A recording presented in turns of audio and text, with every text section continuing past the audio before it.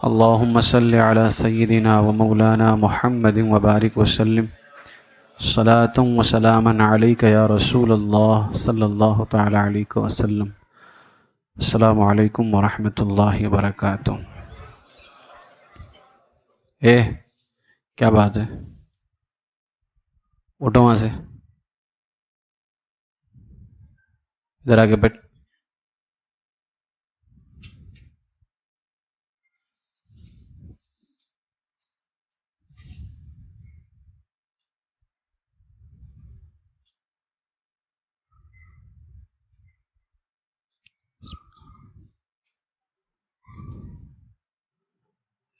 آج انشاءاللہ تعالی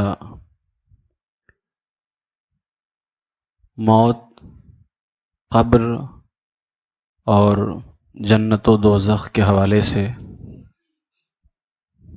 معلومات پیش کی جائیں گے.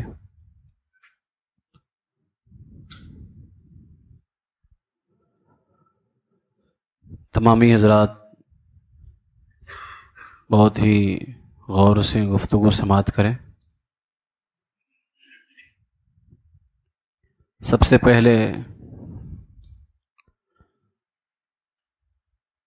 موت کے حوالے سے کچھ باتیں آپ لوگ سماعت کر لیں.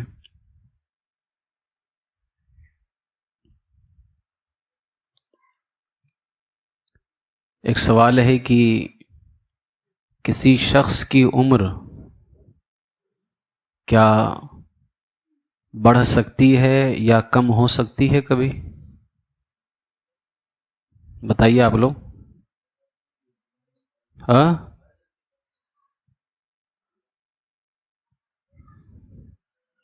نہ بڑھ سکتی ہے نہ کم ہو سکتی ہے. جس کی جو عمر مقرر ہے، ٹھیک ہے، نہ اس سے بڑھ سکتی ہے نہ کم ہو سکتی ہے. قرآن شریف میں اللہ تبارک و تعالیٰ نے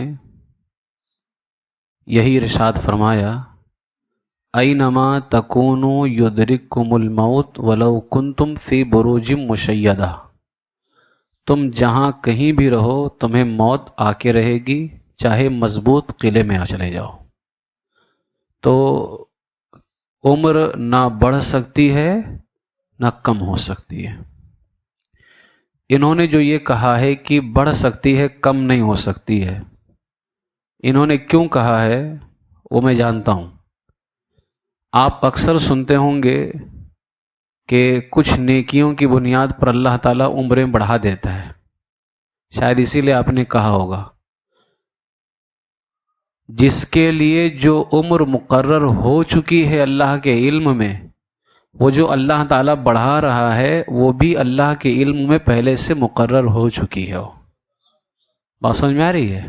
جی، جو اللہ کے علم میں پہلے سے مقرر ہو چکی ہے، نہ اس سے بڑھ سکتی ہے اور نہ اس سے کم ہو سکتی. بات سمجھ میں آئی ابھی؟ جب عمر پوری ہو جاتی ہے تو کیا معاملہ ہوتا ہے؟ جلدی جواب دیجیے گا، وقت نہیں ہے. آپ لوگوں سے سوال صرف کرتا ہوں تاکہ جواب کے لیے آپ لوگ اپنے ذہن کو تیار کیجیے. جب عمر پوری ہو جاتی ہے تو کیا ہوتا ہے؟ جی، جب عمر پوری ہو جاتی ہے تو حضرت اسرائیل علیہ السلام جو موت کا فرشتہ ہیں، وہ جان نکالنے کے لیے آ جاتے ہیں. وہ موت کے وقت جب موت ہوتی ہے، مرنے والے کے داہنے بائیں جہاں تک نظر جاتی ہے فرشتے ہی فرشتے دکھائی دیتے ہیں. پوری قطار نظر آتی ہے، پوری ایک فوج فرشتوں کی نظر آتی ہے. مسلمانوں کے پاس رحمت کے فرشتے، کافروں کے پاس عذاب کے فرشتے. مسلمانوں کی روح کو فرشتے عزت کے ساتھ لے کے جاتے ہیں اور کافروں کی روح کو فرشتے ذلت کے ساتھ لے کر کے جاتے ہیں. ٹھیک ہے، یہ موت کے وقت ہوتا ہے. اچھا، جو اسرائیل ہمارے جسم سے نکالتے ہیں اسے کیا کہتے ہیں؟ روح کیا چیز ہے؟ ہاں؟ موت کے بارے میں نہیں پوچھ رہا ہوں، میں پوچھ رہا ہوں روح کیا چیز ہے؟ جان کیا چیز ہے؟ روح کیا ہے؟ اس حوالے سے قرآن شریف میں آیا ہے قُلِ الرُّوحُ مِنْ أَمْرِ رَبِّي وَيَسْأَلُونَكَ عَنِ الرُّوحِ، اے میرے محبوب تم سے روح کے بارے میں لوگ پوچھتے ہیں کہ روح کیا ہے۔ قُلِ الرُّوحُ مِنْ أَمْرِ رَبِّي، تو تم کہہ دو کہ روح میرے رب کے حکم سے ہے۔ امر ربی ہے یعنی میرے رب کے حکم سے ہے۔ تو اللہ فرماتا ہے قُلِ الرُّوحُ مِنْ أَمْرِ رَبِّي، محبوب کہہ دو کہ روح میرے رب کے حکم سے ایک چیز ہے۔ وَمَا أُوتِيتُم مِّنَ الْعِلْمِ إِلَّا قَلِيلًا، اور تمہیں علم نہ ملا مگر تھوڑا، یعنی اب تم روح کے بارے میں بس اتنا ہی جانتے ہو کہ روح رب کے حکم سے کیا ہے؟ ایک چیز ہے۔ اور سمجھ میں آئی؟ ایک سوال یہ ہے، کیا مرنے کے بعد روح ختم ہو جاتی ہے؟ ختم ہو جاتی ہے روح؟ اور جو روح کو ختم ہو جانا مانے کہ روح ختم ہو گئی ہے، اس کا کیا حکم ہے؟ کافر نہیں، بد مذہب۔ ٹھیک ہے؟ کیا؟ بد مذہب، کافر نہیں کہیں گے اس کو۔ ٹھیک ہے؟ روح صرف اور صرف جسم سے جدا ہونے کا نام ہے۔ موت جس کو ہم کہتے ہیں نا، تو وہ صرف اور صرف جسم سے جدا ہوتی ہے، روح ختم نہیں ہوتی ہے۔ ٹھیک ہے؟ اچھا، روح ختم نہیں ہوتی ہے تو اب سوال یہ ہے، کیا روح کا تعلق جسم سے باقی رہتا ہے؟ کیا باقی رہتا ہے؟ روح بدن میں نہیں رہتی ہے، یہ الگ چیز ہے۔ روح کا تعلق بدن سے رہتا ہے، یہ الگ چیز ہے۔ سمجھے؟ کوئی بندہ بہت دور رہتا ہے تو ہری مسجد میں نہیں ہے، لیکن ہری مسجد کے بارے میں فکر رکھتا ہے تو تعلق ہری مسجد سے باقی ہے۔ دونوں میں فرق ہوتا ہے۔ روح بدن میں نہیں رہتی ہے لیکن روح کا تعلق بدن سے رہتا ہے۔ تو مرنے کے بعد روح کا تعلق جسم سے رہتا ہے۔ جو جسم کو عذاب وغیرہ ہوتا ہے، روح اس سے متاثر ہوتی ہے، تبھی تو مردے کو تکلیف ہوتی ہے نا۔ اگر اس میں کچھ نہ رہے تو اس کو تکلیف کیسے ہوگی؟ لہذا روح کا تعلق بدن سے ہوتا ہے۔ بدن میں روح نہیں ہوتی ہے، لیکن اگر اس کے بدن کو کوئی تکلیف دے تو روح کو اثر ہوتا ہے۔ بات سمجھ میں آئی؟ یہ تعلق ہے۔ اچھا، روح بدن کے ساتھ تو نہیں رہتی ہے، تعلق صرف رہتا ہے، تو مرنے کے بعد روح جاتی کہاں ہے؟ مرنے کے بعد روح جاتی کہاں ہے؟ سب کی عالم برزخ، تو قبر کو ہی کہتے ہیں نا، عالم برزخ، موت اور آخرت کے درمیان کی دنیا کو۔ روحوں کے رہنے کے لیے الگ الگ مقامات مقرر ہیں، نیکوں کے لیے الگ ہیں اور بروں کے لیے الگ ہیں۔ ٹھیک ہے؟ نیکوں کے لیے مقام الگ ہے اور بروں کے لیے مقام الگ ہے۔ اس کا ذکر ابھی آئے گا تو آپ کو بتا دیا جائے گا۔ روحوں کے بارے میں، روحوں کے مقامات کے بارے میں، اب ہر ایک کے روح کا مقام الگ ہے نا، نیکوں کی الگ، بروں کی الگ۔ اب اس کے بارے میں کچھ تفصیل سن لیں۔ سیدنا امام مالک رضی اللہ تعالیٰ عنہ فرماتے ہیں، مومنوں کی روحیں آزاد ہوتی ہیں، جہاں چاہتی ہیں جاتی ہیں۔ ٹھیک ہے؟ مومنوں کی، مومن سے مراد سنی صحیح العقیدہ۔ ٹھیک، ہاں۔ نبی کریم صلی اللہ علیہ وسلم نے فرمایا، مومنین کی روحیں سبز پرندوں میں، ہرے پرندوں میں ہوتی ہیں، جنت میں جہاں چاہیں سیر کرتی ہیں وہ روحیں۔ عرض کی گئی، یا رسول اللہ صلی اللہ علیہ وسلم، کافروں کی روحیں؟ تو فرمایا، سجین میں قید ہوتی ہیں۔ کہاں قید ہوتی ہیں؟ سجین میں قید ہوتی ہیں۔ سجین کیا ہے؟ کہا سجین 7ویں زمین کے نیچے ایک جگہ ہے جو ابلیس اور ابلیس کے لشکروں کا مقام ہے۔ تو کافروں کی روحیں ذلت کے ساتھ میں لے کر، جو کہا گیا نا کہ کافر کی روح ذلت کے ساتھ لے کے جاتے ہیں، اس کا مطلب یہی ہے कि वो काफिर की रूह इबलीसों के पास में रहती है, जहां इबलीसों का मकाम है। मरने के बाद मुसलमान की रूह जो होती है वो तो अच्छी जगह होती है, लेकिन उसमें भी कई दर्जे हैं। भाई औलियाए किराम भी तो मुसलमान हैं, हम भी मुसलमान हैं, तो क्या उनकी हमारी रूहें एक ही जगह होती हैं? दर्जे के एतबार से मुसलमानों की रूहें भी वहीं पर हुआ करती हैं। बाज की कब्र पर रूहें होती हैं, कब्र पर ही उसकी रूह होती है। बाज की रूह जमजम शरीफ के कुएं में होती है। बाज की रूह आसमान और जमीन के दरमियान ही होती है। बाज की पहले पे, बाज की दूसरे आसमान पे, बाज की सातवें आसमान तक, और बाज की आसमानों से भी बुलंद होती है। बाज लोगों की रूहें अर्श के नीचे किंदीलों में होती हैं, लालटेन जानते ना, चराग, अर्श के नीचे। और बाज की आला इल्लियीन में, ये बहुत बुलंद मकाम है ये आला इल्लियीन। मगर कहा कहीं भी हो उनका अपने जिस्म के साथ ताल्लुक बाकी रहता है, कहीं पर भी हो जाए जिस्म के साथ ताल्लुक रहता है। जो कोई कब्र पर आए मरने वाले के, तो उससे देखती हैं, आने वाले को रूह देखती भी है, पहचानती भी है, उसकी बात सुनती भी है। बल्कि रूह का देखना कुर्बे कब्र ही से मखसूस नहीं है, यानी रूहें जो देखती हैं ये कब्र के करीब से ही खास नहीं है कि हम कब्र के करीब होंगे तो ही रूहें देखती हैं। फरमाया गया, उसकी मिसाल हदीस में ये फरमाई है कि एक परिंदा हदीस में मिसाल बयान की गई है कि एक परिंदा पहले पिंजरे में बंद था और अब आज़ाद कर दिया गया है। रूह पहले जिस्म में बंद थी, अब उसको आज़ाद कर दिया गया है।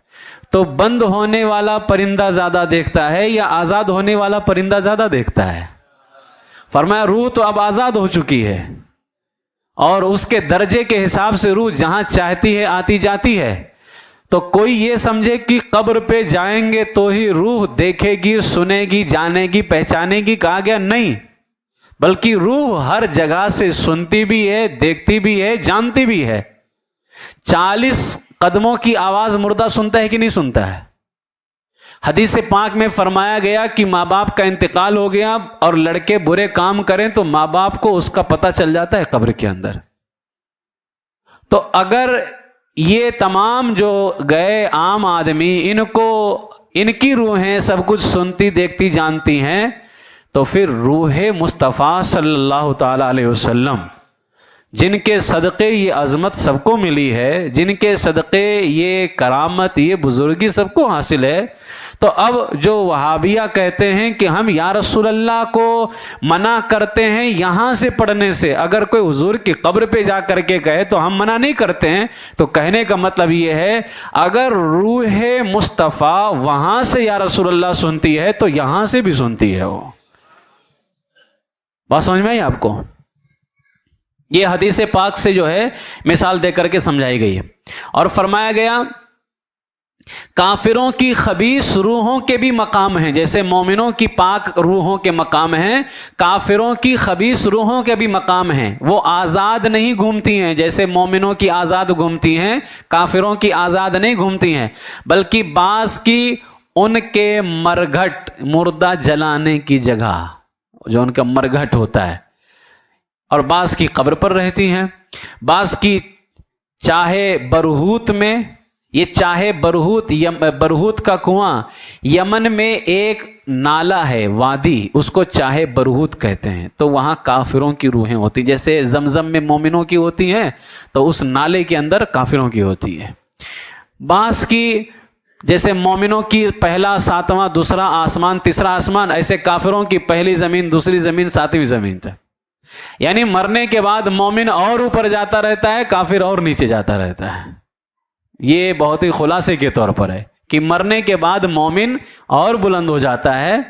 अब क्यों बुलंद होता है? तो उलमा ने फरमाया इसलिए कि वो कब्र में ज़ियारत रसूल कर लेता है, और ज़ियारत रसूल की बरकत से उसका मकाम और बुलंद होता रहता है।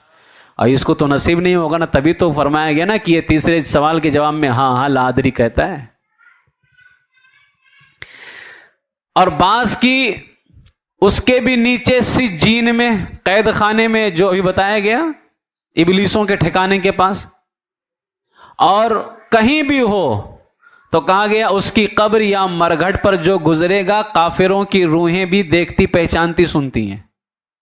کافروں کی، اس لیے تو حضور نے جنگ بدر میں کہا تھا نا ابو جہل وغیرہ سے، جب ان کو پکارا تو عمر فاروق نے کہا رسول اللہ یہ تو سب مر گئے، تو حضور نے فرمایا تھا یہ تم سے بھی زیادہ سنتے ہیں. ٹھیک ہے، مگر وہ سنتے ہیں، ان کی روحیں سنتی ہیں، مگر ان کی روحوں کو اب کوئی ذہن میں آ سکتا ہے کہ یار مومنوں کی روحیں بھی سنتی ہیں تو کافروں کی بھی روحیں سنتی ہیں، تو دونوں میں تو فرق کیا رہ گیا؟ فرق یہ ہوا کہ مومن کی روح سنتی بھی ہے اور آزاد بھی ہے، کہیں بھی آ جا سکتی ہے، اور کافروں کی روحیں صرف سنتی ہیں، دیکھتی ہیں، جانتی ہیں، لیکن قید میں ہیں، کہیں آ جا نہیں سکتی ہیں، وہ کہیں آ جا نہیں سکتی ہیں. بات سمجھ میں آئی؟ یہ ہے جو سوال تھا ابھی کہ روح کے مقامات کے بارے میں کیا ہے مسئلہ، کہ روح کہاں رہتی ہے. تو اب سمجھ میں بات آ گئی ہوگی میرے خیال سے کہ مومنوں کی روحیں بلند ہوتی ہیں، اب وہ بلندی میں الگ الگ جگہ ہے، اور کافروں کی روحیں اور گرتی رہتی ہیں، پستی میں جاتی رہتی ہیں، ذلت میں جاتی رہتی ہیں، نیچے جاتی رہتی ہیں، اس کی بھی الگ الگ جگہیں ہیں. جو جتنا پرلے درجے کا کافر ہوگا، گھٹیا کافر ہوگا، وہ اسی طریقے سے رہتا ہے. اور اعلیٰ حضرت علیہ رحمٰ نے فتاوی رضویہ شریف کے اندر لکھا کہ وہابی کافر سے بھی بدتر ہے. کس سے بدتر ہو؟ کافر سے بھی بدتر ہے. تو اس سے پتا چلا کہ وہابی مرنے کے بعد میں پتہ نہیں کہاں جاتا ہے، اس کا پتہ ہی نہیں چل رہا ہے. قرآن شریف میں بھی آیا ہے ان المنافقین فی الدرک الاسفل من النار، منافق جہنم کے سب سے نچلے طبقے میں ہوگا، جہنم کے سب سے نچلے طبقے میں ہوگا. تو اب وہابی کا یہ فیصلہ کر سکتے ہیں کہ وہابی کی روح جو ہوتی ہے وہ کافروں کی روح سے بھی زیادہ نیچے ہوا کرتی ہے، یعنی بالکل گھٹیا درجے کے اندر ہوتی ہے اور بالکل ذلت اور رسوائی کے اندر ہوتی ہے. اس لیے کہ لا ورب العرش جس کو جو ملا ان سے ملا، بٹتی ہے کونین میں نعمت رسول اللہ کی. جس کو دنیا میں بلند ہونا ہے، جس کو مرنے کے بعد بلند ہونا ہے، وہ دامن مصطفیٰ کو اختیار کرے. وہ یہ تو رہا مسئلہ انسانوں کی روح کے حوالے سے. جانوروں کی روح کہاں رہتی ہے؟ جانوروں کی روح کے حوالے سے آیا کہ وہ ہوا میں لٹکی رہتی ہیں یا جہاں اللہ کو منظور ہوتا ہے وہاں رہتی ہیں. جانوروں کی روح کا تعلق جسم سے نہیں ہوتا ہے، ٹھیک ہے؟ انسانوں کی روح کا تعلق جسم سے ہوتا ہے اور جانوروں کی روح کا تعلق جسم سے نہیں ہوتا ہے. آواگمن جانتے ہیں؟ آواگمن جانتے ہیں؟ آواگمن ہندی شبد ہے نا، ہے کیا ہے؟ آواگمن. آن لائن جو کلاس جوائن کیے ہوئے ہیں کوئی جانتا ہے؟ آن لائن کلاس جوائن کرنے والوں میں کوئی جانتا ہے؟ سنو، یہ جو کافروں کے یہاں ایک عقیدہ ہوتا ہے نا کہ مرنے کے بعد روح کسی دوسرے بدن میں چلی جاتی ہے، اسی کو کہتے ہیں کیا ہے؟ سنے نہیں ہو؟ سنے تھے لیکن وہ لگتا ہے کہیں بھول بھال گئے. تو یہ خیال کہ مرنے کے بعد روح کسی دوسرے بدن میں چلی جاتی ہے، خواہ وہ بدن آدمی کا ہو یا کسی جانور کا ہو، یہ کفر ہے. کیا ہے؟ یہ کفر ہے، محض باطل ہے یہ. ٹھیک ہے؟ اس کو تناسخ بھی کہتے ہیں عربی میں، ایک کی روح دوسرے کے بدن میں چلی جانا، اور ہندی شبد ہے آواگمن. ٹھیک ہے؟ تو یہ کیا ہے؟ یہ کفر ہے. آواگمن کیا ہے؟ کفر ہے. کسی کی بھی روح کسی کے بدن میں نہیں جاتی ہے. منکر نکیر کو تو ہر کوئی جانتا ہے، سامنا بھی نہیں ہوا ہے ना, अल्लाह करे ईमान की सलामती के साथ सामना हो। ये मुनकर नकीर क्या है? जब दफन करने वाले दफन करके वापस होते हैं तो ये दो फरिश्ते जमीन चीरते आते हैं। इनकी सूरतें डरावनी, आंखें नीली काली होती हैं।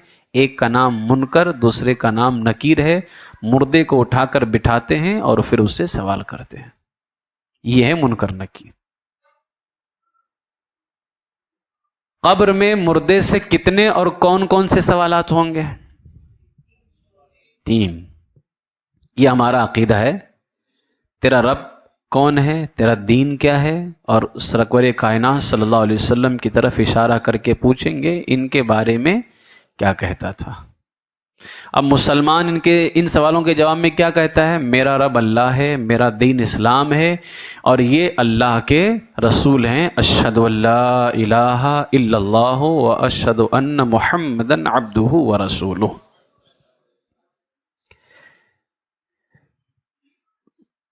किताबुल अकाइद के अंदर आता है कि वो कलमा पढ़ेगा और कहेगा अशहदु अल्ला इलाहा इल्लल्लाहु वहदहु ला शरीका लहु व अशहदु अन्न मुहम्मदन अब्दुहु व रसूलुहु। जब वो ये कलमा पढ़ेगा ना तो फरिश्ते कहते हैं हम जानते थे कि तू यही जवाब देगा, हम जानते थे कि तू यही जवाब देगा। इमाम बुखारी रहमतुल्लाह तआला अलैह ने सिर्फ और सिर्फ तीसरे सवाल का जिक्र किया है। ठीक है, अब यहां पर एक चीज बताना चाहूंगा। 3 सवाल हैं। जो लोग ये कहते हैं कि हम मुसलमान हैं, सुन्नी वाला सवाल कैसा? तो मुसलमान होने वाला जो मसला तुम्हारा अटका हुआ रहता है वो तो दूसरे सवाल में हल हो गया ना। मन रब्बु का, तेरा रब कौन है? माँ दीनों का, तेरा दीन क्या है? दीनियल इस्लाम, मेरा दीन इस्लाम है। तो जो इस्लाम वाला होगा वो मुसलमान हो गया ना। तो तीसरा सवाल क्यों किया जा रहा है? मुसलमान होना तो हो गया ना। आज हम अगर पूछते हैं कि मुसलमान हो तो क्या हो, तो हम मुसलमान हैं। आगे क्या होता है? आगे वही होता है जो कब्र में होने वाला है। आगे वही होता है जो कब्र में होने वाला है। समझ बात आई? तो इससे पता चला कि दुनिया में ही हमें आला हजरत ने सुन्नियत के बारे में पूछने का नहीं बताया है। आला हजरत ने अपने से नहीं बता दिया है। कब्र में भी सुन्नियत के बारे में पूछा जाएगा। और सुन्नियत यही तो है कि हुजूर के बारे में क्या कहता है। यही तो है ना। जब हम किसी से पूछते हैं मुसलमान हो तो सुन्नी हो, मतलब उसका सुन्नी होने का क्या होता है? बरेली के रहने वाले हो, कचौचा के रहने वाले हो, मतलब उसका यही होता है कि हुजूर के बारे में क्या कहते हो। और यही सवाल मजे की बात यह है कि कब्र में मुनकर नकीर भी करेगा। अगर सिर्फ मुसलमान कहने से काम चल रहा है तो दूसरे सवाल के बाद तो तुमको छोड़ देना चाहिए था, लेकिन वो तुमसे पूछ के रहेगा। यहां तो चोरों की तरह निकल जाते हो, वहां कैसे निकलोगे?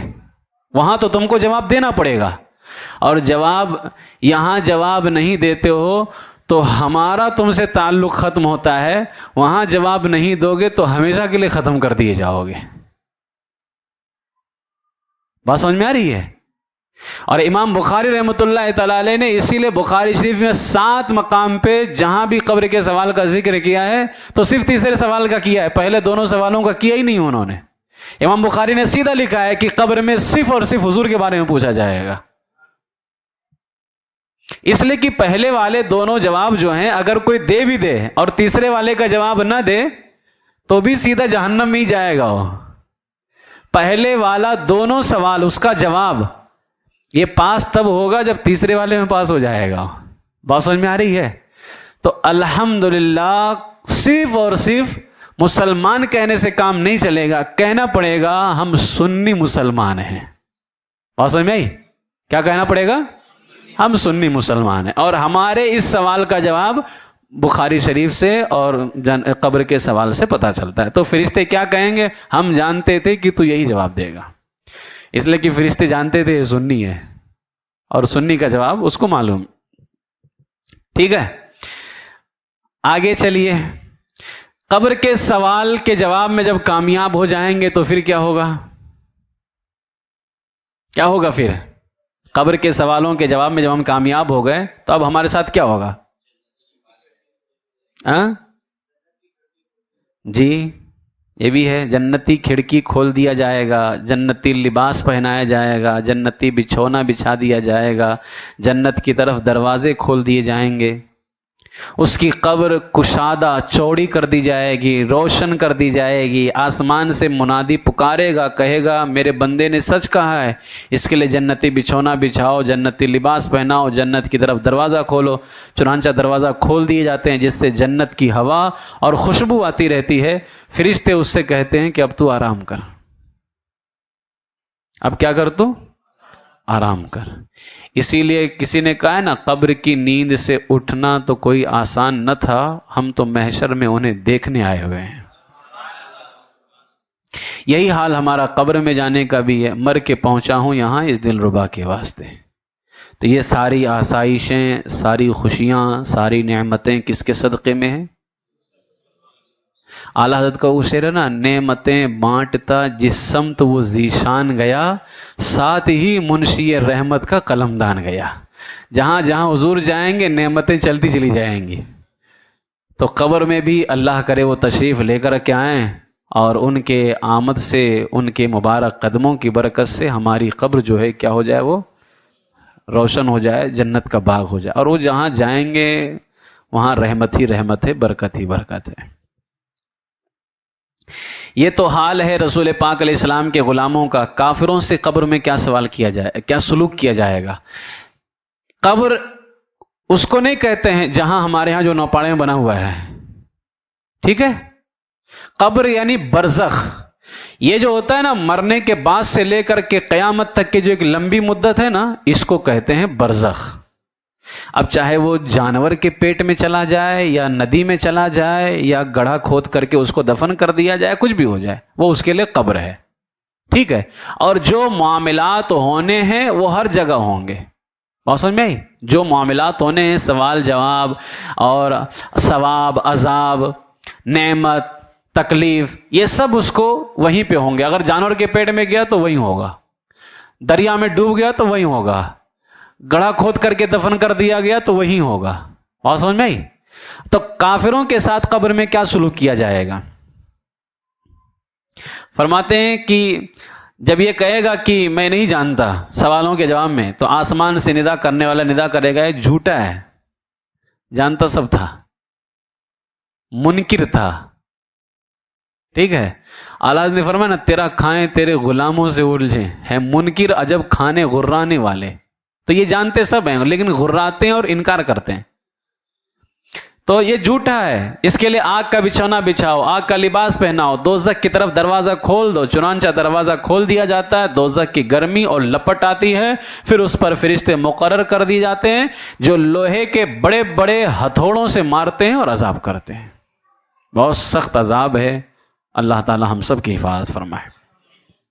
ایمان کے ساتھ دنیا سے رخصت ہونا، یہ یقین جانو کہ زندگی میں کوئی عمل نہ بھی ہونا، کوئی بھی عمل نہ ہو، یقیناً عمل کرنا چاہیے، لیکن اگر عمل نہ بھی ہونا تو ایمان کے ساتھ دنیا سے جانا یہ بہت ہی اہم ہے۔ یہ بندہ بخش دیا جائے گا، لیکن اگر ایمان نہیں رہا پھر چاہے کتنے ہی اعمال کیوں نہ لے کر کے آ جاؤ۔ اولئک الذین کفروا بآیات ربہم ولقائہ فحبطت اعمالہم، وہ جو کافر ہوا یعنی اپنے رب کی آیتوں کا انکار کیا، اپنے رب کی ملاقات کا انکار کیا، فحبطت اعمالہم، ہم اس کے عمل برباد کر دیں گے۔ فلا نقیم لہم یوم القیامت وزنا، اور قیامت کے دن اس کا کوئی وزن نہیں ہوگا، سب تباہ ہو جائے گا۔ اس لیے ایمان ضروری ہے، ایمان کے ساتھ سلامتی کی دعا کرو۔ ایک سوال ہے، کیا قبر ہر مردے کو دباتی ہے؟ بتائیے، جلدی بتائیے۔ جی، لیکن نبیوں کے سوا، نبیوں کے سوا قبر ہر مردے کو دباتی ہے، نبیوں کو نہیں دباتی ہے، ٹھیک ہے؟ مسلمانوں کو بھی دباتی ہے، کافروں کو بھی دباتی ہے، لیکن مسلمانوں کو دبانا پیار سے ہوتا ہے، جیسے ماں بچے کو سینے سے لگاتی ہے، اور کافر کو دبانا سختی سے ہوتا کہ پسلیاں ادھر سے ادھر ہو جائیں گی. ٹھیک ہے. ایک سوال یہ ہے، کیا کچھ لوگ ایسے بھی ہیں جن سے قبر میں سوال نہیں ہوتا ہے؟ جلدی بتائیے. ہاں ہاں، انبیاء کرام بھی تو ہیں، ان سے بھی قبر میں سوال کہاں ہوتا ہے؟ جمعہ کے دن اور رمضان شریف میں مرنے والے مسلمان، ان سے قبر میں سوال نہیں ہوتا ہے. تو اب کیا ہوتا ہے؟ اب کوئی سب پتہ چلے کہ وہاں بھی رمضان میں مر گیا تو، یا کافر مر گیا تو کیا؟ مطلب یہ ہے کہ اگر جنتی ہوا نا تو سیدھا جنتی نعمتیں اس کو عطا کر دی جائیں گی، اور اگر کافر ہوا تو کوئی پوچھ تاچھ نہیں، کوئی امیگریشن نہیں، سیدھا جو ہے چالو. ٹھیک ہے، سیدھا کیا ہو جائے گا؟ جو اللہ کی جانب سے عذاب مقرر ہے وہ اس پہ شروع کر دیا جائے گا، اور اللہ کا عذاب بہت سخت ہے. ان بطش ربک لشدید، تمہارے رب کی پکڑ بہت سخت ہے. اللہ کی پکڑ سے، اللہ کی پناہ، اللہ کی پکڑ سے اللہ کی پناہ. اللہ تعالی ہمیں اپنی پناہ عطا فرمائے. اس کی پکڑ بہت سخت ہے، کوئی اس کی پکڑ کو برداشت نہیں کر سکتا. ٹھیک ہے. قبر میں عذاب جو ہوتا ہے یہ فقط صرف کافر پر ہوتا ہے یا مسلمان پر بھی ہوتا ہے؟ مسلمان پر بھی ہوتا ہے. ٹھیک ہے، ان کے گناہوں کی وجہ سے ہوتا ہے. پھر مسلمان کے صدقات، دعا، تلاوت قرآن 40واں 20واں 30واں 10واں اور آیت کریمہ، اور اس کے علاوہ سورہ بقرہ، یہ جتنے ہمارے یہاں ہوتے ہیں احصال ثواب کے طریقے، ان سب کی وجہ سے اس میں کیا ہوتا ہے؟ کمی ہوتی ہے، تخفیف ہوتی ہے. اللہ اپنے کرم سے اس عذاب کو اٹھا لیتا ہے. بعض کے نزدیک مسلمان پر سے قبر کا عذاب جمعہ کی رات آتے ہی اٹھا دیا جاتا ہے. جیسے کوئی کسی دن مرا اور جمعہ کی رات آئی تو اس کی برکت اتنی ہوتی ہے کہ وہ اس کو اٹھا دیا جاتا ہے. تو اسی لیے اہل سنت و جماعت کا یہ عقیدہ ہے کہ احصال ثواب کریں، اور اس کا فائدہ جو ہے مردوں کو ہوتا ہے. اسی طریقے سے ایک سوال یہ بھی ہے، جو مردے دفن نہیں کیے جاتے ان سے سوالات ہوتے ہیں؟ ہوتے ہیں نا. ہاں، جو مردے دفن نہیں کیے جاتے سوال سب سے ہوتا ہے، کہیں بھی چلے جائیں. ابھی میں نے تھوڑی دیر پہلے بتایا ہے پوری بات. عذاب قبر کے بارے میں، قبر میں جو عذاب ہوتا ہے، اہل سنت و جماعت کا کیا عقیدہ ہے اس حوالے سے؟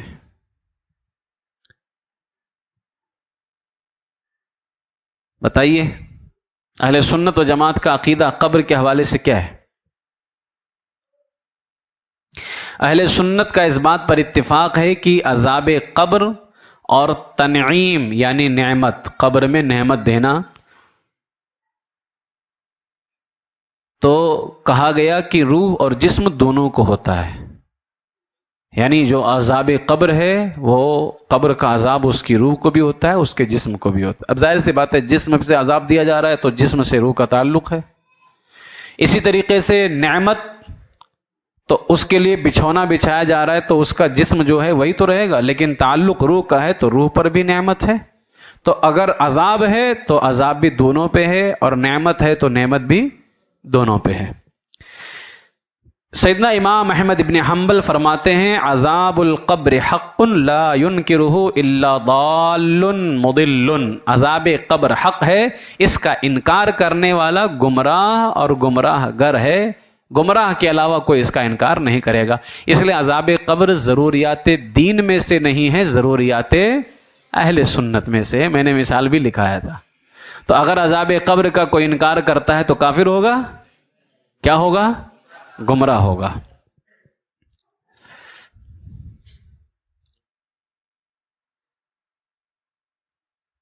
ٹھیک ہے. عذاب قبر قرآن و حدیث سے ثابت ہے.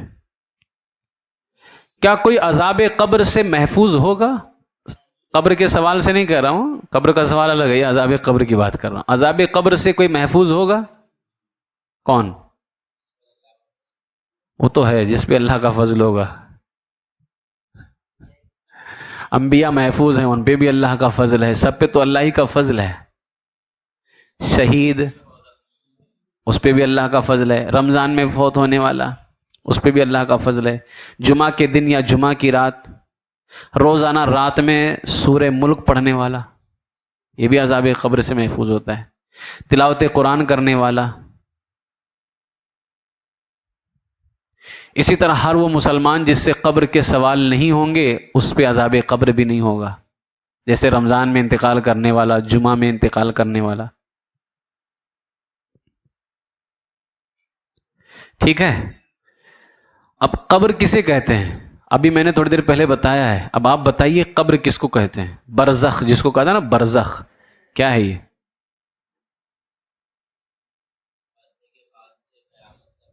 ہاں، موت کے وقت سے لے کر کے دوبارہ اٹھائے جانے تک. اور وہ دوبارہ کب اٹھایا جائے گا؟ قیامت میں. تو مرنے کے بعد سے لے کر کے قیامت تک جو مدت ہے لمبی، اس کو کیا کہتے ہیں؟ برزخ. ٹھیک ہے، کیا کہتے ہیں اس کو؟ برزخ. قرآن پاک سے برزخ پر بھی ثبوت ہے. قرآن پاک میں وَمِن وَرَائِهِمْ بَرْزَخٌ إِلَى يَوْمِ يُبْعَثُونَ، قرآن شریف میں ہے وَمِن وَرَائِهِمْ بَرْزَخٌ إِلَى يَوْمِ يُبْعَثُونَ. اچھا، قبر میں جانے کے بعد میں کیا مردہ باتیں بھی کرتا ہے؟ باتیں کرتا ہے مردہ؟ ہاں، باتیں کرتا ہے، سنتا بھی ہے، باتیں بھی کرتا ہے. لیکن اس کی باتوں کو سوائے جناتوں اور حیوانات، یعنی انسان اور جنات کے علاوہ، یعنی انسان نہیں سنتے ہیں اس کی باتوں کو، جنات نہیں سنتے ہیں، اور کون سنتا ہے اس کی باتوں کو؟ جانور، حیوان ان کی باتوں کو سنتے ہیں. اچھا، یہ جو قبر میں حساب ہوتا ہے، یہ کب سے شروع ہوا ہے؟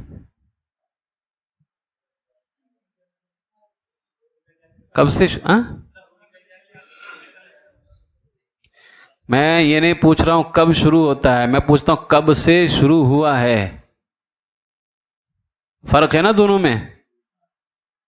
کیا یہ حضرت آدم علیہ السلام کے زمانے سے ہے، یا کب سے ہوا ہے؟ قبر کا حساب کب سے شروع ہوا ہے؟ ہاں؟ اس حوالے سے روایتوں میں ہے کہ حساب قبر ہمارے آقا صلی اللہ علیہ وسلم کے زمانے سے شروع ہوا ہے. حضور سے پہلے قبر کا سوال نہیں تھا، حساب جو قبر میں ہوتا ہے وہ نہیں تھا. پچھلی امتیں جتنی گزری ہیں ان میں نہیں تھا ایسا. ٹھیک ہے. اب آپ سوچ رہے ہوں گے کہ یہ تو ہمارے لیے تکلیف ہے. نہیں، یہ ہمارے لیے بہت ہی فائدے کی بات ہے. یہ حضور کی امت پہ اللہ کا خاص کرم ہے.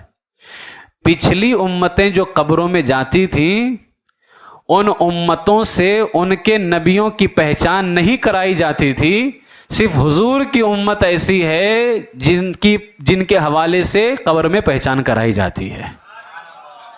پچھلے نبیوں کا ایسا نہیں تھا. اس سے پتا چلا کہ ہمارے آقا علیہ السلام کا رحم امت پر کتنا زیادہ ہے کہ بندہ ایک دنیا سے نکل کر کے دوسری دنیا میں پہنچا کہ حضور اسے بچانے کے لیے تشریف لے آتے ہیں. اسی لیے حضرت نے فرمایا نا، ڈر تھا کہ عصیاں کی سزا اب ہوگی یا روز جزا، دی ان کی رحمت نے صدا، یہ بھی نہیں وہ بھی نہیں. کیا کرم ہے میرے آقا علیہ السلام کا. یقیناً وہ رحمت للعالمین ہے. ابھی ان کا غلام یہاں سے وہاں پہنچا ہے کہ میرے آقا وہاں تشریف لے آئے. اچھا، پھر وہاں سے نکل کر کے جب قیامت میں جائے گا تو وہاں حضور اللہ کی بارگاہ میں سجدے میں گر جائیں گے. اسی لیے ہمارے علماء نے لکھا ہے نا، دامن حضور کا ایسا تھامو، ہر کوئی ساتھ چھوڑ دے گا لیکن وہ ساتھ نہیں چھوڑنے والے ہیں. انہوں نے ایسا، ہم تو ان کا دامن چھوڑ دیتے ہیں، لیکن جب انہوں نے ہمیں پکڑا اور اپنی غلامی کے اندر شامل کیا نا، کبھی بھی وہ نگاہ رحمت پھیرتے ہی نہیں ہیں. ہمیشہ ان کی نظر رحمت ہم پہ رہتی. یہ الگ بات ہے کہ ادھر سے جو رحمتوں کی برسات ہو رہی ہے، ہم اپنی کوتاہیوں کی وجہ سے اس سے محروم ہو جائیں، ورنہ برسات تو ہمیشہ ہو رہی ہے. جس نے چاہا اس نے فیض حاصل کیا. ٹھیک ہے.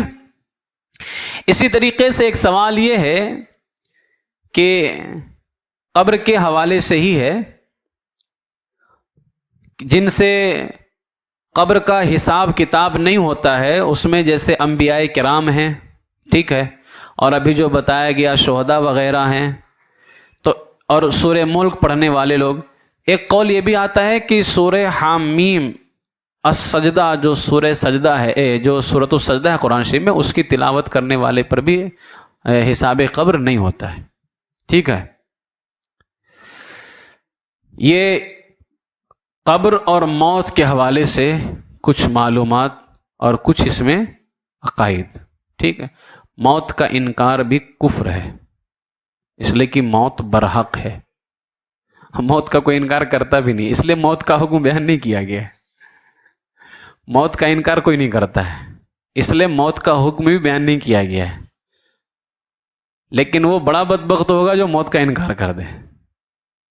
دنیا میں بہت ساری قومیں ہیں خدا کا انکار ہوا لیکن موت کا انکار کسی نے نہیں کیا۔ افسوس ہے کہ اللہ تبارک و تعالی اگر چاہ لے تو انسان کو دائمی زندگی مل سکتی ہے۔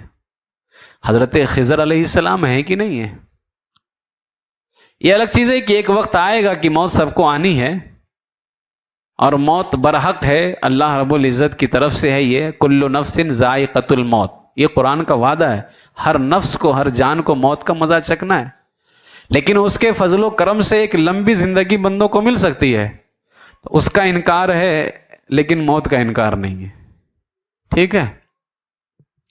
اب جو ہے کچھ باتیں میں آپ کے سامنے جنت کے حوالے سے پیش کروں گا۔ جنت اس دنیا کے بعد، یہ جنت کیا ہے؟ فرمایا گیا اس دنیا کے بعد بھی کیا کوئی انسان کے لیے مکان ہے؟ قبر کو چھوڑ کر کے، یہ آخرت کے حوالے سے اب بات ہو رہی، کیا وہاں پر بھی کوئی مکان ہے؟ تو فرمایا گیا ہاں، ایک عظیم الشان مکان ہے جس کو کہتے ہیں نعمت کی جگہ، جس کا نام ہے دار النعیم۔ کیا ہے؟ دار النعیم، نعمت کی جگہ، اور اس کا نام کیا ہے؟ جنت۔ ایک دار العذاب ہے، عذاب کی جگہ، جس کو دوزخ کہتے ہیں۔ دار النعیم نعمت کی جگہ یعنی جنت، دار العذاب عذاب کی جگہ یعنی دوزخ۔ تو جنت نعمت کی جگہ ہے اور دوزخ کیا ہے؟ عذاب کی جگہ ہے۔ جنت کیا ہے؟ جنت ایک مکان ہے، اللہ تعالیٰ نے ایمان والوں کے لیے بنایا ہے۔ جنت کے بارے میں کیا عقیدہ رکھنا چاہیے؟ جنت برحق ہے اور اس کا انکار کرنے والا کیا ہے؟ کافر ہے۔ جنت کا انکار کرنے والا کافر کیا ہے؟ جنت کو حق ماننا یہ ضروریات دین میں سے ہے۔ بات سمجھ میں آئی؟ یوں ہی جو شخص جنت کو تو مانے لیکن اس کے نئے نئے معنی تیار کرے، ٹھیک ہے، نئے نئے کیا کرے؟ وہ معنی تیار کرے کہ نہیں جنت کا یہ مطلب بھی ہو سکتا ہے، وہ مطلب بھی ہو سکتا ہے، تو وہ جنت کا انکار کرنے والا ہے۔ کچھ لوگ کہتے ہیں نا نیکی جو ہے وہی جنت ہے۔ ایک قوم دنیا میں ایسی بھی آئی ہے فرقہ کہ جو نیکی ہے وہی جنت ہے اور جو برائی ہے وہی دوزخ ہے، تو یہ بھی انکار ہی ہے اور یہ کافر ہے، ٹھیک ہے۔ اس لیے کہ جنت سے مراد یہاں نیکی نہیں ہے بلکہ ایک مکان ہے جس کو اللہ نے بنایا ہے۔ جنت پیدا ہو چکی ہے اور اب بھی موجود ہے، یہ نہیں کہ ابھی تک پیدا نہیں ہوئی ہے اور قیامت کے دن پیدا کی جائے گی، ایسا نہیں، جنت پیدا ہو چکی ہے۔ ہاں، رسول پاک علیہ السلام پہ جو ہم درود شریف پڑھتے ہیں تو درود کی برکت سے جنت بڑھ رہی ہے، لیکن جنت پیدا ہو چکی ہے، بڑھنا اور ہے، پیدا ہونا اور ہے۔ تو جنت پیدا ہو چکی ہے لیکن درود پاک کی برکت سے کیا ہے؟ وہ جنت بڑھ رہی ہے۔ جنت میں نعمتیں کیسی کیسی ہیں؟ طرح طرح کی نعمتیں جنت کے اندر بیان کی گئی ہیں، الگ الگ قسم کی اندر ایسی ایسی نعمتیں انسان کا وہم و گمان بھی وہاں تک نہیں پہنچ سکتا ہے، ٹھیک ہے۔ جنت کی یہ نعمتیں جو ہیں بیان کی گئی ہیں۔ اسی طریقے سے داروغ جنت کا نام کیا ہے؟ جنت کے نگران کا نام کیا ہے؟ کوئی بتائے گا؟ تو کم سے کم بڑے بھائی کا نام نہیں لے رہے ہو، ادب کے ساتھ نام لو۔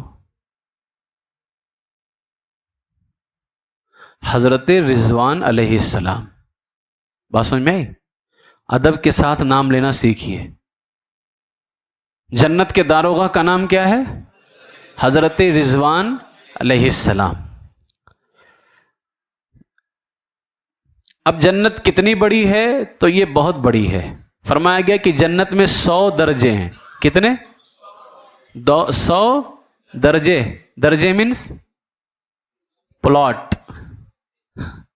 ہاں وہی جی. کتنے ہیں؟ 100. اور ہر درجے سے دوسرے درجے تک، ایک پلاٹ سے دوسرے پلاٹ تک اتنا فاصلہ ہے جتنا آسمان و زمین کے درمیان فاصلہ ہے. کتنی بڑی ہوگی. اور اس طرح سے 100 درجے. کہا گیا اگر تمام جہاں ایک درجے میں جمع ہو، یعنی پوری دنیا ایک درجے میں جمع ہو، تو ایک درجہ سب کے لیے کافی ہو جائے گا. ایک درجے میں ہی سب آ جائیں گے. اور ابھی بچے گا کتنا؟ 99. اور دروازے اتنے چوڑے کہ ایک بازو سے، یعنی دروازے کے ایک طرف سے دوسرے طرف تک تیز رفتار گھوڑے کی 70 برس کی راہ کے مطابق ہے. کہ 70 سال تک تیز رفتار گھوڑا دوڑتا رہے، پھر جتنا فاصلہ طے کرے گا، دروازے کا ایک کونا وہاں سے شروع ہوتا ہے، دوسرا کونا اتنا لمبا ہے. اس لیے کہا گیا جنت کی نعمتوں کو انسان کے وہم و گمان میں سمجھا ہی نہیں جا سکتا ہے. کیا اللہ تبارک و تعالیٰ کا فضل ہے. میرے آقا علیہ السلام نے فرمایا نا کہ جنت میں جو سب سے نچلے طبقے کا ہوگا، جس کو سب سے کم جگہ دی جائے گی، اس کو اس دنیا کے برابر 3 ہوں گے. اس دنیا اتنی بڑی، اس کو جگہ کتنی دی جائے گی؟ 3. یعنی یہ دنیا جتنی بڑی ہے اتنی بڑی ایک اور، پھر ایک اور 3 اس طرح سے. اور وہ سمجھے گا کہ مجھے جنت میں سب سے زیادہ جگہ دی گئی ہے، جبکہ اس کو جنت میں سب سے کم جگہ دی جائے گی. اللہ تبارک و تعالی ہر چیز پہ قادر ہے. یہ سب پڑھو تو یقیناً اس کی قدرت پہ تو ہمیشہ ایمان ہے ہمارا، لیکن یہ سب پڑھو تو اور ایمان تازہ ہوتا ہے. کتنی بڑی کائنات ہے. اتنی بڑی کائنات میں اکیلا مالک، حاکم، پروردگار عالم، اور سب کا نظام چلا رہا ہے. یہ کسی کے بس کی بات نہیں ہے. یہ جو بھی کر سکتا ہے اسی کو خالق دو عالم اور اللہ رب العزت کہا جا سکتا ہے. باقی یہ اس طرح کا نظام کون چلا سکتا ہے؟ انسان تو 2-3 کوس کا 1-2 گھر کا نہیں چلا سکتا ہے. جو لوگ خدا کا انکار کرتے ہیں وہ بالکل عقل سے پیدل بیوقوف ہیں. جنتیوں کی کتنی قسمیں ہوں گی؟ جنت میں جانے والوں کی کتنی قسمیں ہوں گی؟ کون کون سی؟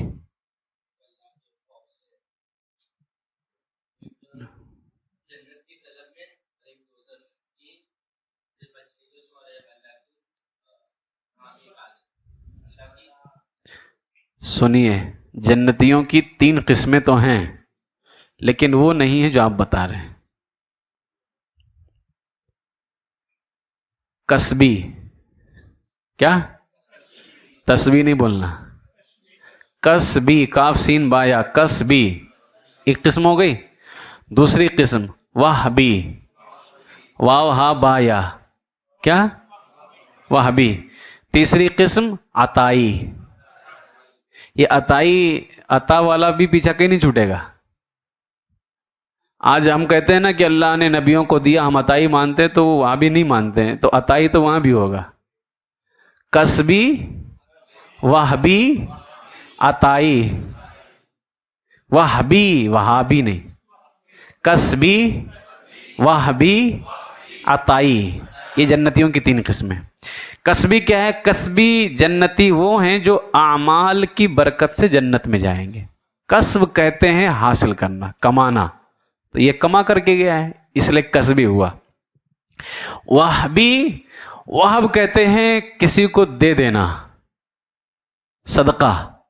تو وہبی وہ جنتی ہوں گے جو کسی کے طفیل جنت میں جائیں گے، جیسے مسلمانوں کے چھوٹے بچے. مسلمانوں کے چھوٹے بچے.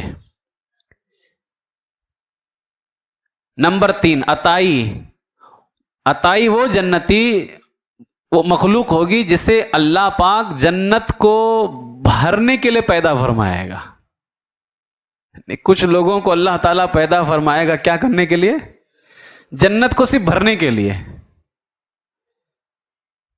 तो हम कौन से जन्नती हैं? कसबी या वहाबी या अताई? हम वहाबी हैं।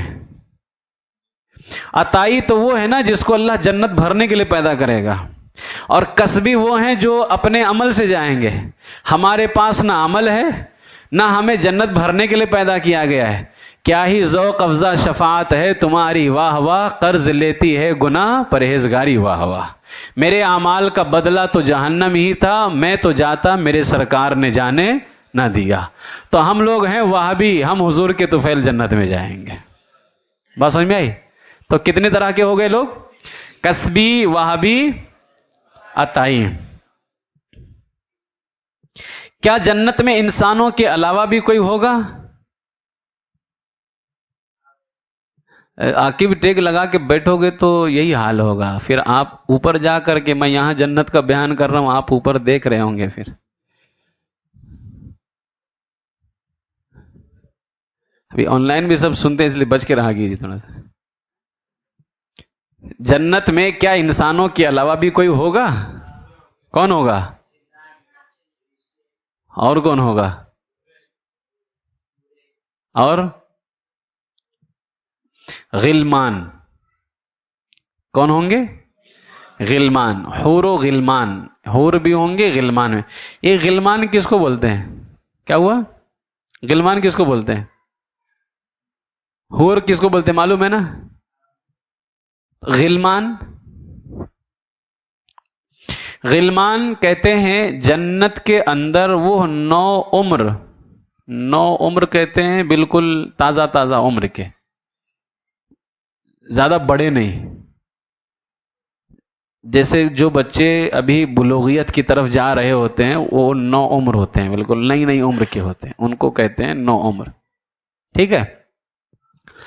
तो जन्नत के वो 9 उम्र पाकीज़ा सूरत लिबास वाले लड़के जो हर वक्त जन्नतियों की खिदमत पे मामूर रहेंगे, उनको जन्नतियों की खिदमत पे लगाया जाएगा। जो जन्नती नेमतों के जाम ले करके जन्नत की हूरों और जन्नतियों के पास गर्दिश कर रहे होंगे, वो चक्कर लगा रहे होंगे तुम्हारे लिए, जन्नतियों के लिए जाम लेकर के। उनको क्या कहते हैं? गिलमान। ठीक है? जन्नत में और बहुत सारी चीजें होंगी। ठीक है? जन्नत के अंदर जैसे नफीस फर्श बिछौना, उस पर सुर्ख याकूत के मिंबर बने होंगे, शहद और शराब की नहरें जारी होंगी।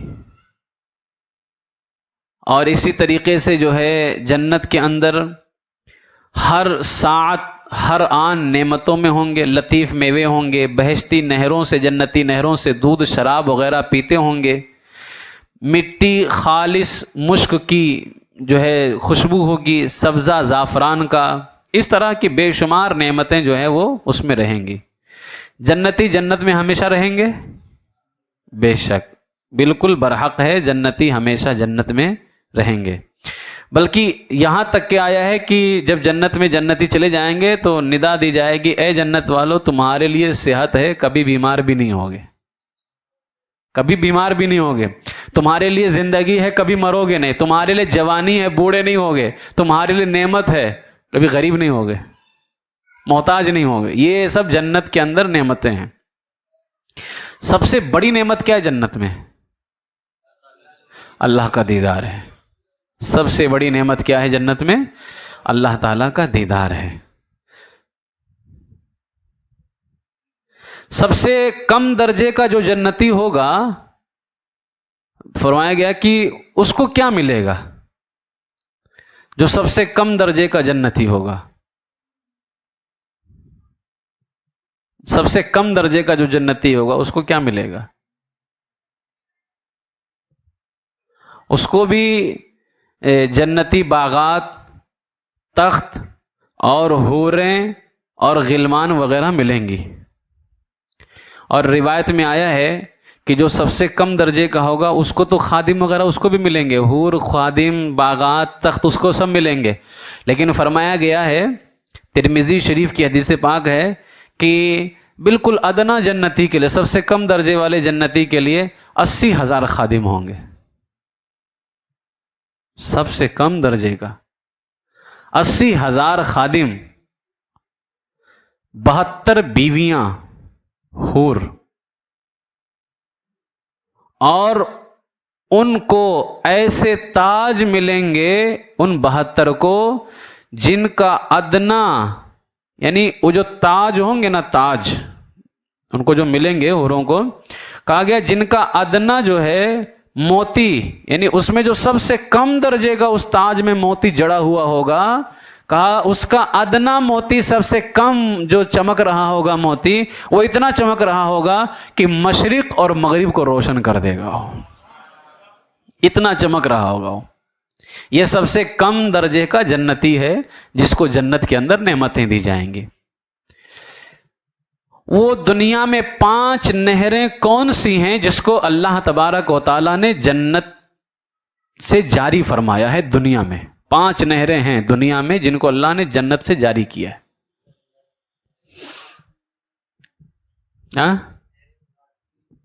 نہر فرات، جی، اور نیل، اور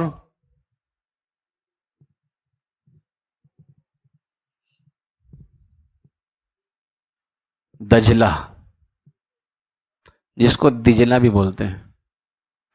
دریائے دجلہ بھی ہے، نہر فرات بھی ہے، دریائے نیل بھی ہے، اور یہ تو 3 معلوم ہے، کوئی سی تو ہے، اس کا نام کیا ہے؟ اب یہ جنت کے بارے میں اس لیے کہ وقت کتنا ہو رہا ہے؟ 11 بج رہے ہیں۔ اب میں جنت پہ ہی مکمل کر دوں گا، آنے والے ہفتے دوزخ کا اور قیامت کا لوں گا پھر، ٹھیک ہے؟ چلیے فٹافٹ بتائیے۔ دریائے دجلہ، نہر فرات اور دریائے نیل، اور ایک دریا ہے، نہر ہے جس کو کہتے ہیں سیحون، کیا کہتے ہیں؟ اور دوسرے کا نام ہے جیحون۔ سیحون، جیحون، دریائے دجلہ، نہر فرات، دریائے نیل، یہ 5 نہریں ایسی ہیں جن کو اللہ تعالیٰ نے جنت سے جاری فرمایا ہے۔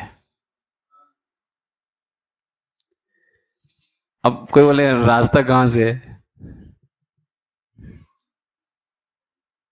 ہر چیز بحث کرنے والی نہیں ہوتی ہے، ٹھیک ہے؟ اللہ تعالیٰ ہر چیز پہ قادر ہے، ٹھیک ہے؟ اچھا، جنت کی جو دیواریں ہیں وہ کس چیز کی بنی ہوئی ہیں؟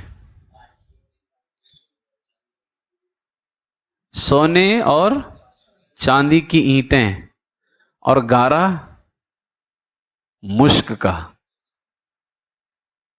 مشک کا گارا، سونے چاندی کی اینٹیں، کیا بات ہے؟ صرف سننے آئے ہیں؟ بیٹھیے۔ تو سونے چاندی کی اینٹیں اور مشک کا، یہ جنت کی دیواریں ہوں گی، ٹھیک ہے؟ اور اسی طریقے سے جو جنت میں داخل ہونے والے لوگ ہوں گے ان میں پہلا اور دوسرا گروہ جو ہوگا وہ کس طرح سے ہوں گے؟ ان کے چہرے، پہلا اور دوسرا گروہ،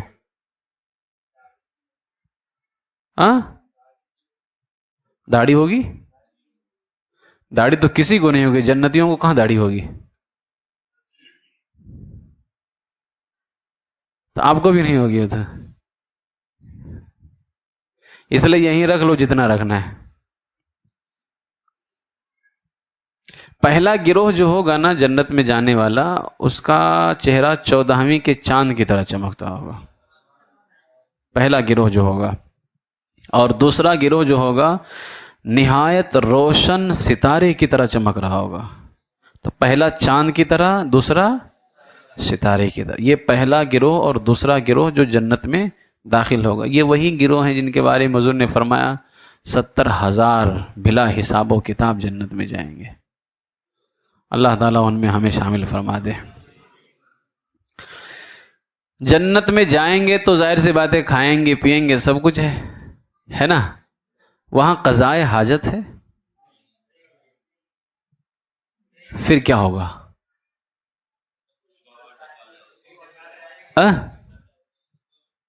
جی معین الدین آپ بتائیے. چلیے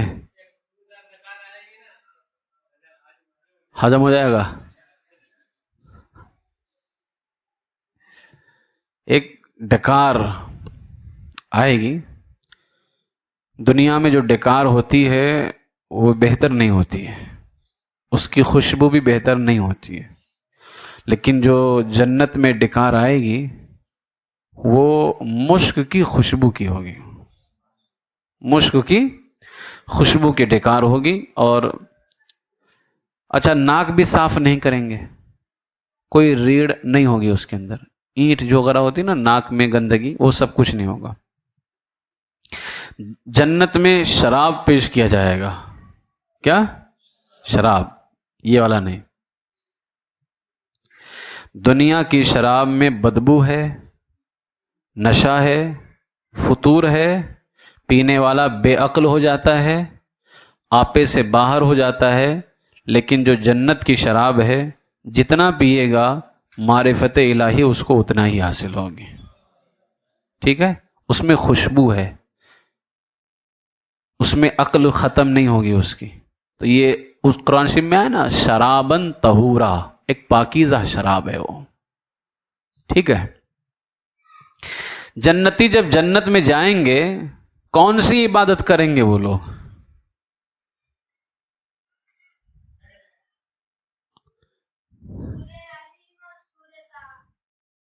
چھوٹی بھی نماز ادا کریں گے.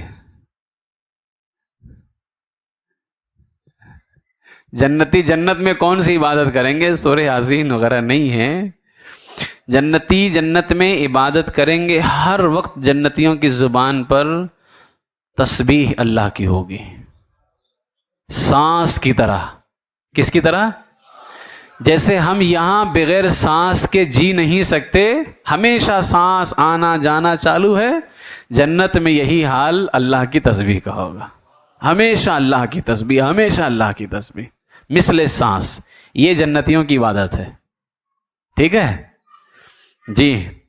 اور جنتی تلاوت قرآن بھی کریں گے، لیکن وہاں تلاوت قرآن ہو یا تسبیح ہو یہ سب لذت کے لیے ہوگا اور ترقی کے لیے ہوگا. جتنا وہ تسبیح کرے گا ترقی کرتا جائے گا اور ترقی کرے گا. وہ جنت میں جانے کے بعد بھی ترقی کرے گا وہ اللہ کے فضل و کرم سے. ہمارے ہاں تو کیرواڑی میں بازار لگتا ہے، جنت میں بھی بازار لگے گا؟ فرمائیے آپ لوگ، جنت میں بھی بازار لگے گا؟ جی کب لگے گا؟ ہاں ہر جمعہ کو ایک بازار لگے گا. ہمارے ہاں سنڈے کو ہوتا ہے. جمعہ کو، ہر جمعہ کو جنت میں کیا ہوگا؟ ایک بازار لگے گا اور اس میں شمالی ہوا چلے گی. کون سی ہوا چلے گی؟ شمالی ہوا چلے گی. اب یہ شمالی ہوا گاؤں میں محسوس ہوگی، ممبئی میں تو صرف گاڑی والی ہوا چلتی ہے. ٹھیک ہے. یہ گاؤں میں ہوا محسوس ہوتی، یہاں نہیں محسوس ہوتی. یہاں تو آپ جو ہے گلیوں میں رہیں گے تو پھر جو ہے آپ گھٹن سے ہی مر جائیں گے. باہر نکلیں گے تو سوائے جو ہے گاڑیوں کی ہوا کے آپ کو کچھ نصیب نہیں ہونے والا ہے. شمالی ہوا اس بازار میں چلے گی اور ایسی ہوا ہوگی، فرمایا جنتیوں کے چہروں اور کپڑوں پر جب وہ ہوا لگے گی تو ان کے حسن و جمال میں نکھار پیدا ہو جائے گا، وہ اور بھی خوبصورت ہو جائیں گے. وہ تو جتنا زیادہ بازار میں جائیں گے اتنی زیادہ خوبصورت ہوں گے. کہ ہر جمعہ کو ہوا چلے گی، ہر جمعہ کو بازار لگے گا، تو اللہ رب العزت کے فضل و کرم سے ان کے حسن میں اور نکھار پیدا ہوگا. یہ سب مصطفیٰ جان رحمت صلی اللہ علیہ وسلم کا صدقہ ہے.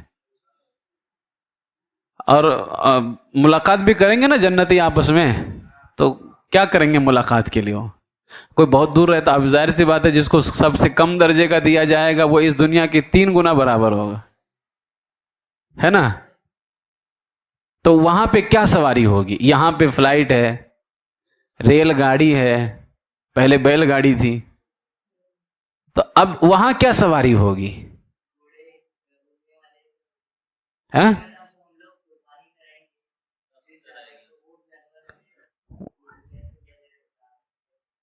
قربانی والے جانور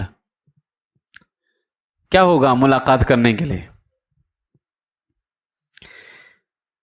ترمذی شریف میں ہے جنتی جب آپس میں ملنا چاہیں گے تو ایک کا جو تخت ہوگا نا جس پہ وہ بیٹھا ہوگا دوسرے کے پاس چلا جائے گا، ٹھیک ہے؟ جس سے وہ ملنا چاہے گا اس کے پاس چلا جائے گا وہ تخت، اللہ کے فضل سے اپنے آپ۔ اور ایک روایت میں یہاں تک کہ آیا کہ ان کے پاس میں پہلے سے نہایت اعلیٰ درجے کی سواریاں اور گھوڑے لائے جائیں گے، وہ ان پہ سوار ہو کر کے جہاں چاہیں گے جائیں گے۔ سوچیں گے گھوڑے پہ سوار ہو کر کے اتنا جلدی کیسے پار ہوگا؟ تو ان کی رفتار بھی ویسے ہی ہوگی، بجلی کے چمکنے کی طرح، بہت تیز رفتار۔ اچھا، جنت بھی تو جانور بھی تو جنت میں جائیں گے، کون سے جانور جنت میں جائیں گے؟ حضور علیہ الصلوۃ والسلام کی اونٹنی، ٹھیک ہے، حضرت صالح علیہ السلام کی اونٹنی، حضرت ابراہیم کا بچھڑا، حضرت اسماعیل علیہ السلام کا مینڈھا، حضرت موسیٰ علیہ السلام کی گائے، حضرت یونس علیہ السلام کی مچھلی، حضرت عزیر علیہ السلام کا دراز گوش۔ دراز گوش کس کو بولتے ہیں؟ دراز گوش کس کو بولتے ہیں؟ گدھا، ٹھیک ہے۔ حضرت سلیمان علیہ السلام کی چونٹی، بلقیس کی خبر لانے والا ہدہد پرندہ، اور 10واں کون ہے؟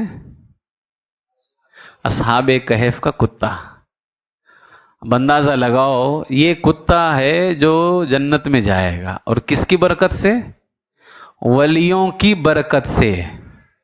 اصحاب کہف ولی تھے اور پچھلی قوم کے ولی تھے، اس قوم کے ولی ان ولیوں سے افضل ہیں۔ اگر ان قوموں کی ولیوں کا کتا جنت میں جا سکتا ہے تو ان ولیوں کی، اللہ کے محبوبوں کی غلامی اختیار کرنے والا کیوں نہیں جا سکتا ہے؟